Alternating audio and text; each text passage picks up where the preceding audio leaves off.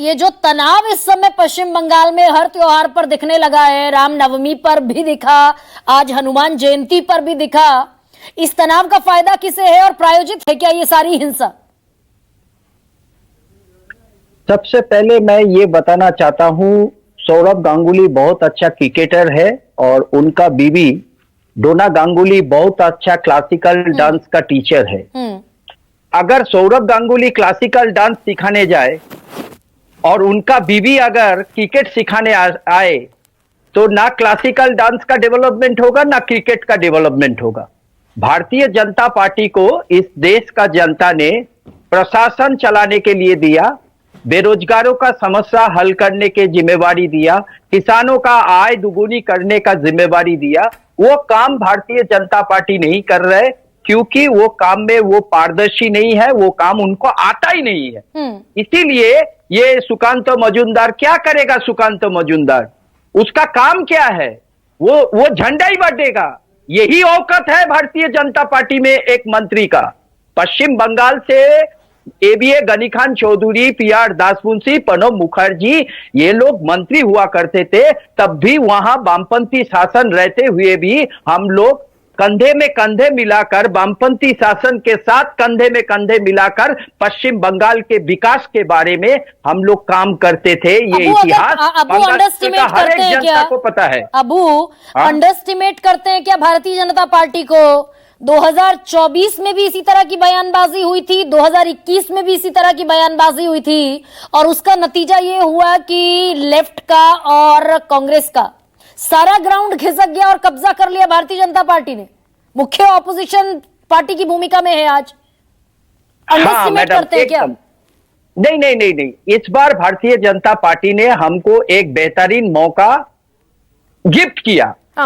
बंगाल का राजनीति होता है ईमानदारी के ऊपर, और ये भारतीय जनता पार्टी का जो पोस्टर बॉय है शुभेंदु अधिकारी, वो कैमरा के सामने पैसा लेते हुए बंगाल के जनता देखा।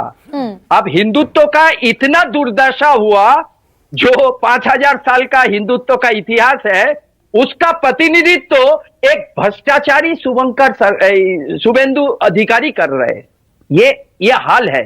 और राहुल गांधी जी ने पश्चिम बंगाल में मल्लिकार्जुन खड़गे जी का आदेश पर, शुभंकर सरकार एक छात्र नेता है और छात्र नेता से लगातार राजनीति कर रहे, इनका लंबा राजनीतिक दौरा में 1 रुपया का भ्रष्टाचार नहीं है, ऐसा एक प्रदेश अध्यक्ष पश्चिम बंगाल में सबके सामने रखा। नहीं, लेकिन वोट कितना रह गया कांग्रेस का?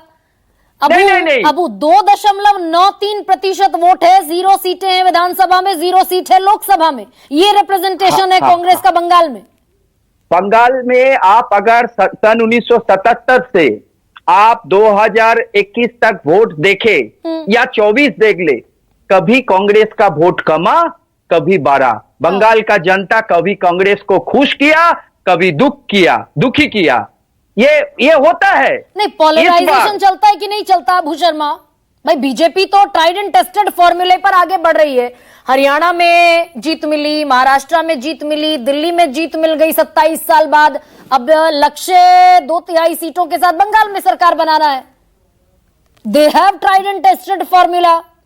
एक कहावत है, what Bengal thinks today India thinks tomorrow.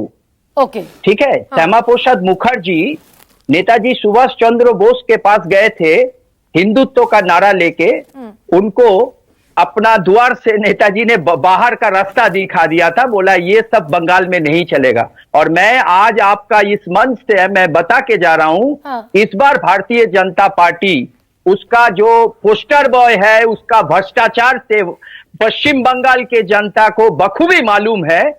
तो और पोलराइजेशन किस लिए कर रहा है? क्योंकि बंगाल में एक भी केंद्रीय मंत्री नहीं दिया। अब वो एक तीर से 2 निशाने कर रहे हैं क्या आप? भाई शुभेंदु अधिकारी जिस समय स्टिंग ऑपरेशन में पकड़े गए, उस समय तो ममता बनर्जी के साथ थे। स्टिंग ऑपरेशन नारदा स्टिंग में जब पकड़े गए थे कैमरे पर रिश्वत लेते हुए, तो ममता बनर्जी के बाएं हाथ थे ना।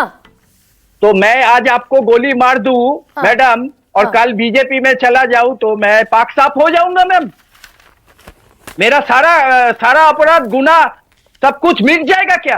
तो कौन सा वॉशिंग मशीन है?